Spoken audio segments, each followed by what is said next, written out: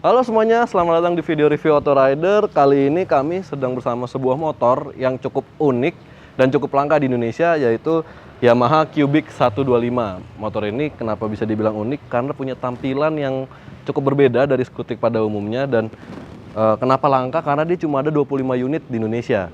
Dan motor ini masuk itu bukan lewat Yamaha Indonesia, tapi motor ini tuh hadir dari Yamaha Thailand dan dimasukkan ke Indonesia melalui importir umum Safari Motor. Kira-kira apa nih yang bisa kita bahas dari Yamaha Cubic 125?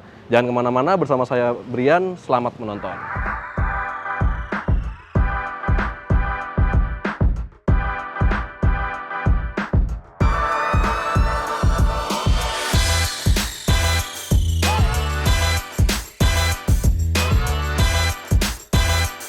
Oh ya, sebelum kita membahas lebih lanjut soal Yamaha Cubic 125 ini, buat Anda yang punya usaha otomotif atau ingin mengembangkan usaha otomotif, udah tahu kan kalau Gias punya e-commerce baru bernama Gias Auto 360.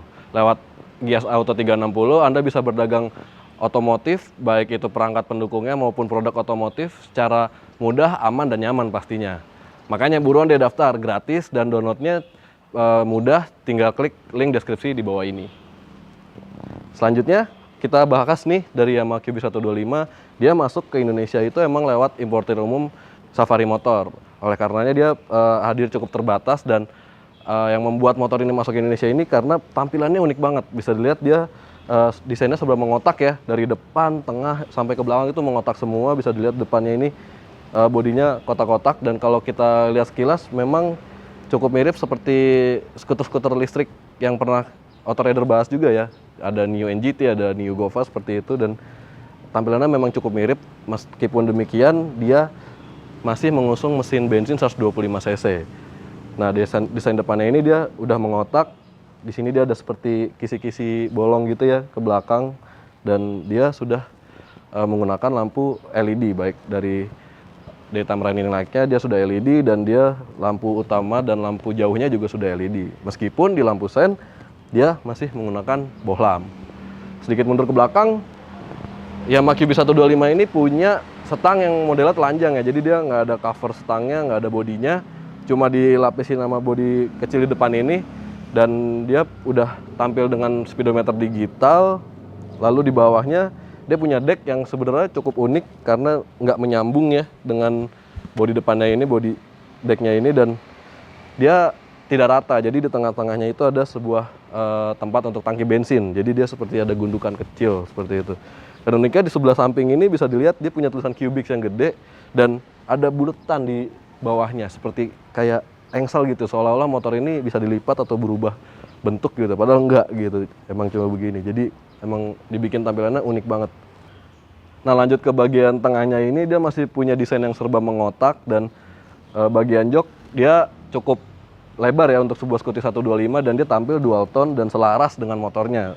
Warna joknya merah dan hitam. Dan di bawah joknya dia punya bagasi yang sebenarnya cukup luas, dan kalau kita lihat dari website Yamaha Thailand, bagasi ini muat masuk satu buah helm. Dan ukurannya sendiri kapasitasnya mencapai 22,5 liter. Uniknya Yamaha Thailand memberikan lampu. Jadi kalau Anda membuka bagasi malam-malam itu tidak perlu takut gelap karena dibekali lampu, dan lampunya itu udah LED. Lanjut ke belakang, tampilan Yamaha Cubic di bagian belakang juga cukup kotak ya, dan dia bentuknya emang paling beda daripada skutik 125 lainnya. Dia punya lampu rem yang sudah LED, dan ada lampu positioning juga yang sudah LED. Sayangnya lampu sennya masih menggunakan bohlam. Keunikan lain dari Yamaha Cubic selain dari desainnya yang berbeda dari skutik 125 lainnya, dia juga punya kaki-kaki yang gambut banget nih. Bisa dilihat di depan dia itu pakai ukuran ban 130/70, itu baru bagian depan. Tapi dia pakai ring ukuran 12 inci, jadi peleknya cukup kecil ya. Dan di belakang itu dia pakai ukuran ban 140/70 dan ringnya juga 12 inci. Dan ini adalah yang tipe S, Cubic tipe S, dan dia belum ada ABS-nya, tapi sudah dibekali pengereman cakram di depan, dan belakangnya masih menggunakan tromol. Tadi udah kita bahas nih soal desain dan kaki-kakinya dari Yamaha Cubic 125. Sekarang kita cobain duduk di atas motornya yuk.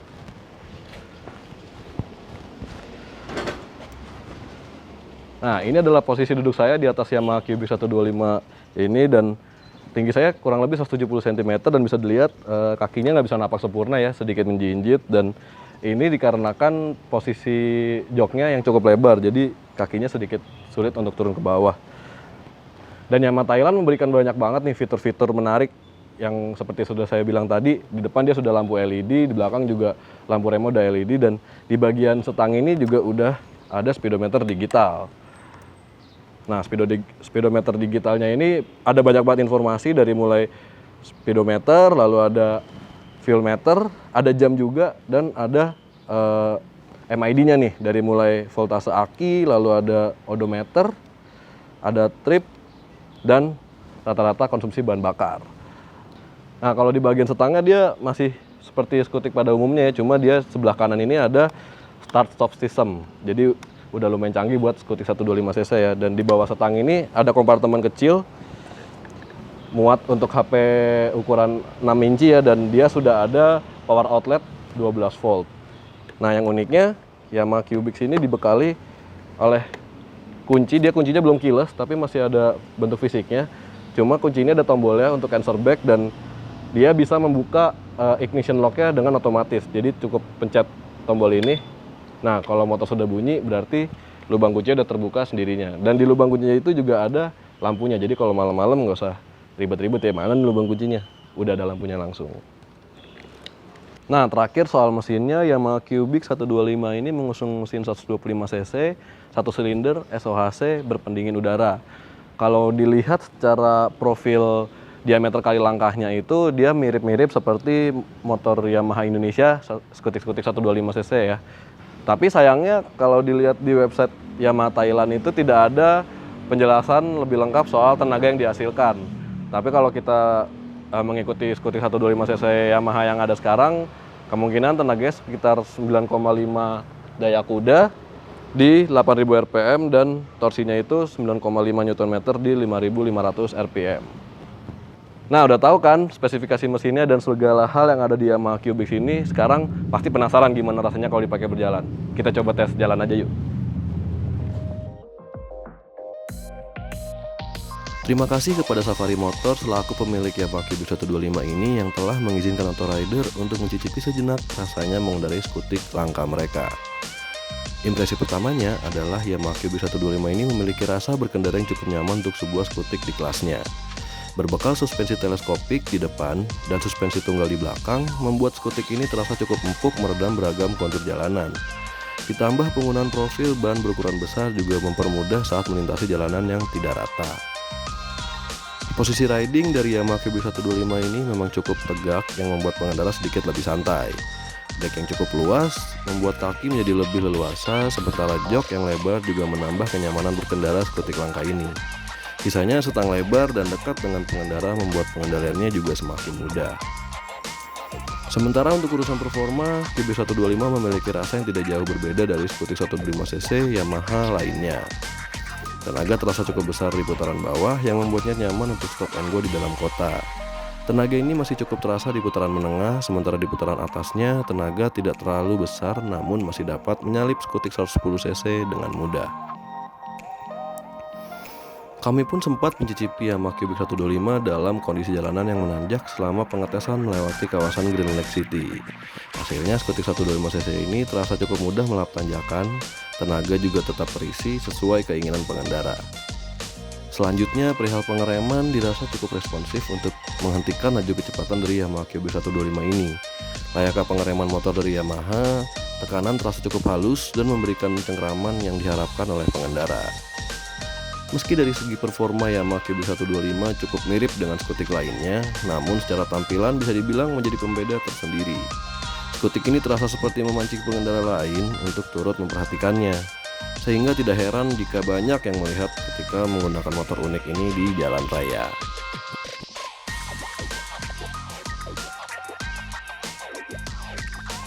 Nah, itu dia tadi beberapa hal yang bisa kita bahas dari Yamaha Cubic 125 ini. Di Indonesia motor ini oleh Safari Motor dibanderol dengan harga 100 juta off the road, dan kalau Anda ingin memiliki surat dan plat nomornya menambahkan harga sekitar 10-12 juta. Memang harga ini cukup tinggi untuk Yamaha Cubic karena dia diimpor langsung dari Thailand dan melalui sejumlah proses administrasi yang cukup rumit ya. Dan sebenarnya kalau di Thailand sendiri harganya itu untuk tipe S ini dijual seharga 24 jutaan kurang lebih. Oke, bagaimana menurut Anda? Berikan komentar Anda di bawah ya soal Yamaha QBX ini. Dan jangan lupa juga untuk like dan share video ini karena siapa tahu teman-teman Anda ada yang sedang mencari motor-motor unik dan Yamaha QBX ini tinggal tersisa 10 unit aja nih di Safari Motor. Dan jangan lupa juga untuk subscribe YouTube Autorider untuk mengetahui video review berikutnya. Dan jangan lupa juga main ke sosial media kami di @autorider.com.